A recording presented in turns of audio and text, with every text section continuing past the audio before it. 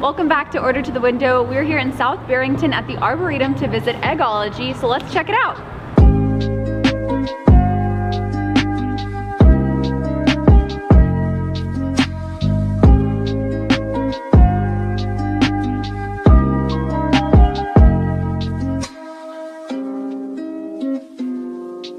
Hey guys, welcome back to episode 2 of Order to the Window. I'm here with Pete, the chef and owner of Eggology in South Barrington.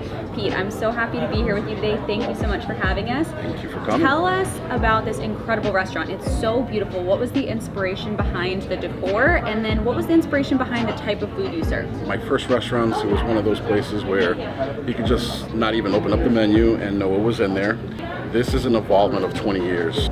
I really take a lot of pride in doing a lot of fun stuff. This is what I would try to reflect on my dishes. So there's lots of colors on your plate. Is that part of what you want to do, is make sure it looks appealing? Absolutely. And then how do you source your products? I mean, you told me that you really care about using healthy, fresh ingredients. I do. We try to take ingredients that are on trend, but we try to buy the highest quality. And as you see, I like to put my spin on everything. It's a whole package from it looking good, tasting good, and making you feel good.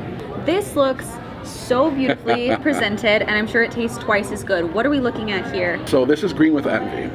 This is a very buttery brioche bread that we griddle. So then you get the texture of something chewy and crispy. There's a fried green tomato, corn dusted, that gives it that little crust. The tang of the fried green tomato, a perfectly poached egg, and this is a Nola hollandaise sauce, which we actually take our normal hollandaise sauce and I spike it with Nashville hot sauce. Get a little bacon for the saltiness and the chewiness, creaminess of the avocado, and then one of my favorite things that I love to make, these candy apple red pickled red onions. Just to finish it all off, a little texture, we did the everything bagel seasoning. We accompanied this with a salad to cut through some of the fatness of the egg and the hollandaise sauce. It's very cohesive and it's very delicious. All right, well, let's go ahead and dig in and try it. Let's break that egg. Let's break that egg. This is like, isn't this the test of a good chef? Right? Absolutely. Oh, look at that. Oh, yeah. Picture perfect. It's gonna be a very big bite. That is very good. So I'll be honest, usually not a fan of Benedict's because the hollandaise is so overpowering. It is. Not the case here. Well, of course, I'm gonna eat all of this later, but let's go ahead and bring up one of my personal favorites. I think it's everybody's personal favorite, to be honest with you. If anything, I will say it is our staple dish. So, it's a cast iron skillet, homemade sausage gravy. And then we take scrambled eggs, cheddar cheese, and some, again, bacon. Cook it soft, a little more sausage gravy, and a homemade pastry top. We have a specific oven that we only cook them in. Takes about 5 to 6 minutes. They're fresh. This is all homemade scratch, ready to go. It has everything that you're looking for in a stick to your ribs breakfast. And to finish it all off, that potato round, it's salty, it's creamy, it's crispy, it completes everything. I mean, listen to the crunch. Right?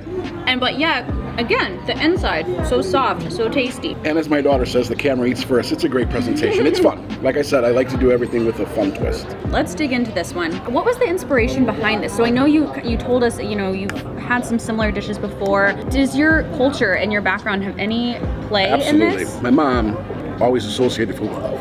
And from a young age, I was always in the kitchen with her. She would actually put so much love in the dish. You can feel it when we were eating dinner, and it brought us together. So that's what I associate everything with. And the egg would not be expected. From it being baked. Yes, from being baked and being in the skillet. And oh my goodness, the bread on top is so sweet too, in the best way. Listen, food is an interpretation of oneself. So if that's what you see and I made you happy, I've accomplished what I'm trying to portray. Well, I'm definitely very, very happy so Awesome. far. I'm gonna take a quick drink break. What is of this? Course. What are we having? So that is just a typical mimosa. When I got together with my designer, she came up with the whole bubbly concept. We have 99 hanging lights, which we like to call our champagne bubbles. Breakfast is the first meal of the day, and it should be fun. Well, I do know my friends love this place for all of the Thank different you. flavored mimosas. How many different flavors do you guys serve? So when we first opened, I believe there was 5 or 6, but since the mimosas made me do it, and that's the first thing you see when you walk into the restaurant, we've actually been building on that. So we're actually going to be coming up with some really cool stuff with cotton candy and Pop Rocks, and some dry ice for some effects. But we're probably gonna come up with about 12 to 15. We won't reveal them yet. You have to come in and see them. All right, now this is kind of the star of the show at this point. What's the inspiration behind this dish? So this is actually a funny story, and I hope I can keep this peachy. I was playing with a lot of dishes at home. Obviously my children were home also because of the pandemic, and I was cooking a lot with my youngest daughter. She enjoys cooking with me. We made this one day for breakfast, and 15, she kind of let out a swear word. She's like, yeah, this is effing awesome. I was like, Marina. She's like, well, pardon my French. And that is actually the true story on where the name of this dish came from. Excellent. It's one of my favorites, and I'll tell you why. Every component, except for the bread, which I source from a local bakery, is homemade. Wow. We make a 3-fruit compote. Then we griddle the French toast, and it caramelizes. I mean, look at the brown. Mm-hmm. It's beautiful. We make our own homemade creme anglaise with a little bit more of the blueberry compote with fresh fruit. So every bite of this dish has something else going on that brings something new to the party in your mouth.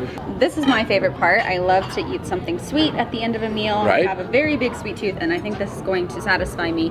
It's funny you said that. A lot of people order it as the last meal, like kind of dessert for breakfast. The bread is thick. I mean, it's definitely fighting for the attention. Okay. Your eyes said the whole story. The bread. First of all, the first thing you taste is the berry compote.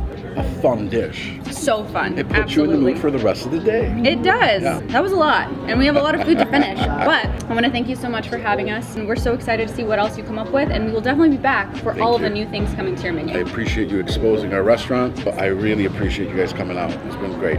Absolutely. Well, thank you guys so much. We'll see you next time on Order to the Window.